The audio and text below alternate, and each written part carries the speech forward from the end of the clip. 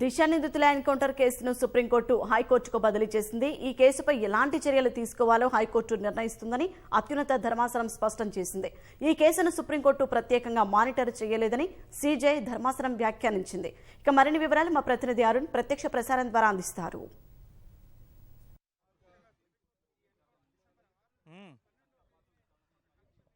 దిశ నిందితులకు సంబంధించినటువంటి విచారణ ఇకపై సుప్రీంకోర్టు నుంచి కాకుండా హైకోర్టులో జరుగుతుందని చెప్పి సుప్రీంకోర్టు స్పష్టం చేసింది. ఇందుకు సంబంధించినటువంటి దాఖలైనటువంటి విచారణ కమిషన్ నివేదిక, సిర్పుర్కర్ కమిషన్కు సంబంధించినటువంటి నివేదికను సుప్రీంకోర్టు హైకోర్టుకు బదిలీ చేస్తున్నట్టుగా హైకోర్టులో పెండింగ్లో ఉన్నటువంటి ప్రజా ప్రయోజన వ్యాజ్యము మరికొన్ని అప్లికేషన్స్కు సంబంధించి ఈ పిటిషన్ను కలిపి విచారణ జరుపుతూ తదుపరి విచారణ అంతా కూడా హైకోర్టులోనే జరుగుతుందని చెప్పి స్పష్టం చేయడం జరిగింది. దాంతోపాటుగా అంతకుముందు జరిగినటువంటి అంటే ఈరోజు సుప్రీంకోర్టులో విచారణ 2 సందర్భాల్లో జరిగింది. ఒకటి ప్రధానంగా కేసుకు సంబంధించినటువంటి ప్రధానమైన విచారణ జరుగుతున్నటువంటి సందర్భంలో ఈ కేసును తదుపరి కొనసాగించడం అంటే సుప్రీంకోర్టు రెగ్యులర్గా మానిటర్ చేయటం అనేది సాధ్యం కాదు అని చెప్పి సుప్రీంకోర్టు ప్రధాన న్యాయమూర్తి జస్టిస్ ఎన్వి రమణ పేర్కొన్నారు. 2019లో దిశ నిందితులకు సంబంధించినటువంటి ఎన్కౌంటర్ విషయంలో ఈ కోర్టే పూర్తి స్థాయిలో విచారణ జరిపించాలని ఒక కమిషన్ను నియమించింది.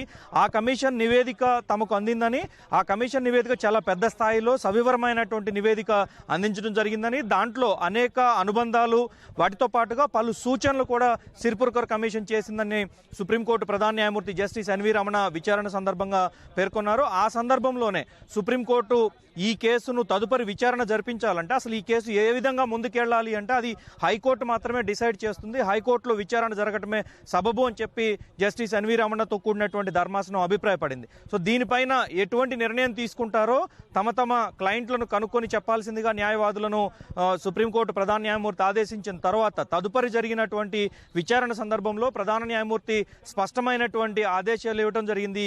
ఈ కేసు తదుపరి విచారణ మొత్తం హైకోర్టులో కొనసాగుతూ రాష్ట్ర హైకోర్టులో కొనసాగుతుందని, ఇరువురు తమ వాదనలన్నింటినీ కూడా హైకోర్టులోనే వినిపించాలని కూడా స్పష్టం చేయడం జరిగింది.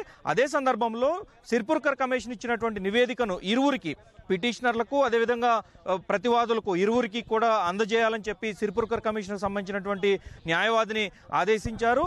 ఈ కేసులో మొత్తం నిందితులతో పాటుగా నిందితులకు సంబంధించినటువంటి ఎవరైతే ఎన్కౌంటర్లో మృతి చెందారో వారి కుటుంబాలకు సంబంధించినటువంటి వ్యక్తులను విచారించారు. వారితో పాటుగా పలువురు సాక్షులను విచారించారు. వారితో పాటు ఈ కేసు అంటే ఎన్కౌంటర్కు సంబంధించినటువంటి వ్యవహారంలో ఎవరెవరైతే అధికారులు పాలు పంచుకున్నారో వారందరినీ కూడా విచారించినటువంటి సిర్పుర్కర్ కమిషను తన ఒక పెద్ద స్థాయి నివేదికనే తమకు అందించిందని చెప్పి జస్టిస్ ఎన్వి రమణ విచారణ సందర్భంగా పేర్కొన్నారు. ఈ నివేదికలో అన్ని అంశాలను క్రోడీకరిస్తూ విచారణ జరిపిన తీరును, ఎంతమంది సాక్షులను విచారించారు, ఎవరెవరిని విచారించారు, వారు ఇచ్చినటువంటి వాంగ్మూలాలు ఏంటనేది కూడా ఈ నివేదికలో పొందుపరిచారని, వాటితో పాటుగా అనేక అనుబంధాలు విచారణ సందర్భంలో తమకు వచ్చినటువంటి సాక్ష్యాలు ఇతరత్ర అన్ని అంశాలను క్రోడీకరిస్తూ అనేక అనుబంధాలను జోడించి నివేదిక అందించారని, ఈ నివేదికతో పాటుగా అనేక సూచనలు కూడా సిర్పుర్కర్ కమిషన్ చేసింది కాబట్టి ఆ సూచనలు పరిగణలోకి తీసుకొని వాటిని అమలు చేయాల్సినటువంటి బాధ్యత ఎవరికి ఉంటుంది, తదుపరి విచారణ కొనసాగించాల్సినటువంటి ఆవశ్యకత ఉంది. దాంతోపాటుగా హైకోర్టులో ఇంకా ఇప్పటికీ ఒక ప్రజా ప్రయోజన వ్యాజ్యము, వాటితో పాటుగా మరికొన్ని అప్లికేషన్స్ అనుబంధంగా దాఖలైనటువంటి పిటిషన్లు పెండింగ్లో ఉన్నాయి. అవి ఏ దశలో ఉన్నాయి అనేది కూడా తెలియని పరిస్థితి నెలకొంది కాబట్టి సో ఈ విచారణ తదుపరి హైకోర్టులో జరగటమే సబబు అనేది అభిప్రాయాన్ని సుప్రీంకోర్టు వెలిబుచ్చింది. ఆ వెలిబుచ్చినటువంటి అభిప్రాయంతో పాటుగా హైకోర్టు పూర్తి స్థాయిలో దీనిపైన విచారణ జరిపి ఆ తదుపరి కొనసాగిస్తుందని చెప్పి సుప్రీంకోర్టు పేర్కొనడం జరిగింది. ఇందుకు సంబంధించి న్యాయవాదులు ప్రస్తుతం మనతో ఉన్నారు. సార్ చెప్పండి, ఈరోజు సుప్రీంకోర్టు ఇచ్చినటువంటి అభిప్రాయము ఏం చెప్తుంది? సిర్పుర్కర్ ఇచ్చిన కమిషన్ యొక్క రిపోర్టును ఈరోజు సుప్రీంకోర్టు పరిశీలించి చెప్పింది ఏంటంటే they find fault with the officials.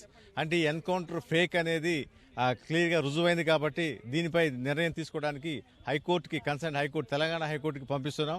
మీ యొక్క అభ్యంతరాలు ఉంటూ అక్కడ హైకోర్టులో తెలుసుకున్నాయి. High court will decide the matter అని చెప్పి క్లియర్గా స్పష్టం చేశారు. ఈ రోజు తెలిసింది ఏంటంటే సిర్పుర్కర్ కమిషన్ యొక్క నిర్ణయం ఏంటనేది, వాళ్ళ విచారణ యొక్క ఫలితం ఏంటనేది ఈరోజు తెలియజేశారు. So it is a fake encounter అనేది ప్రూవ్ అయింది. కానీ సుప్రీంకోర్టు ఈ కేసుని హైకోర్టుకు ఎందుకు పంపిస్తుంది? హైకోర్టుకు పంపించాల్సిన అంటే ఈ తదుపరి ఇక్కడ మానిటర్ చేయడం కష్టం అని చెప్పి జస్టిస్ ఎన్వి రమణ, ప్రధాన న్యాయమూర్తి ఎన్వి రమణ వ్యాఖ్యానించారు. సో తదుపరి విచారణ మొత్తం హైకోర్టులో జరపాలి. అంటే హైకోర్టులో ఏమేమి అంశాలపైన ప్రధానంగా విచారణ జరుగుతుంది? ముఖ్యంగా ఈ సిర్పుర్కర్ కమిషన్ ఇచ్చిన నివేదికపైనే విచారణ జరుగుతుంది.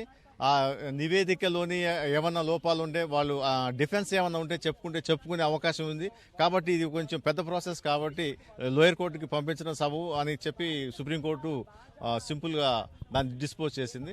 ఎప్పటికి సిర్పుర్కర్ కమిషన్ నివేదిక ప్రభుత్వానికి మీకు అందరికీ ఇవ్వమని చెప్పేసి సుప్రీంకోర్టు ఆదేశించింది. ఆదేశించిన క్రమంలో ఎప్పుడు మీరు ఈ నివేదికను చూడటానికి ఆస్కారం ఉంది? దీనికి ఎప్పుడు కౌంటర్ ఎప్పుడు ఫైల్ చేస్తారు? నివేదిక ఈ రోజునే ఇస్తామని చెప్పారు. It is on the process. అలా సాఫ్ట్ కాపీ ఇస్తామన్నారు. దాన్ని ప్రింట్ చేసుకుని మేము దాన్ని చెప్తాం. ఇది after vacation it will come to the bench. So ఇది న్యాయవాదులు చెప్తుంది. సిర్పుర్కర్ కమిషన్ జరిగినటువంటి ఎన్కౌంటర్ ఫేక్ ఎన్కౌంటర్ అని చెప్పి నిరూపించిందని, దీనికి సంబంధించినటువంటి అన్ని విషయాలను నివేదికలో పొందుపరిచింది. కాబట్టి ఆ నివేదికను ఈ రోజు తీసుకున్న తర్వాత తమ తదుపరి వాదనలను కొనసాగించేందుకు, కౌంటర్ ఫైల్ చేసేందుకు తాము చూస్తామని చెప్పి చెప్తూ ఉన్నారు. మొత్తం విచారణ ఇకపై తదుపరి విచారణ అంతా కూడా రాష్ట్ర high court, Telangana హైకోర్టే చేపట్టబోతుంది.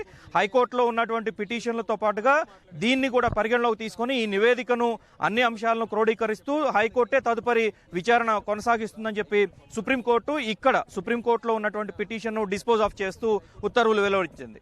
Over to studio.